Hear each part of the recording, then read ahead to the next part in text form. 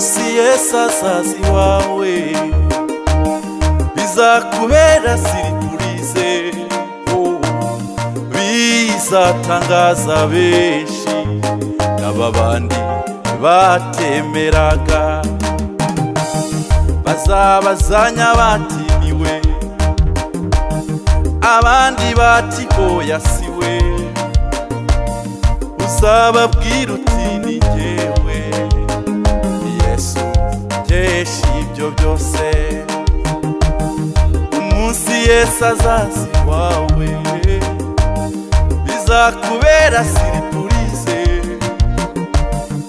bizatangaza benshi n'aba bandi batemeraga.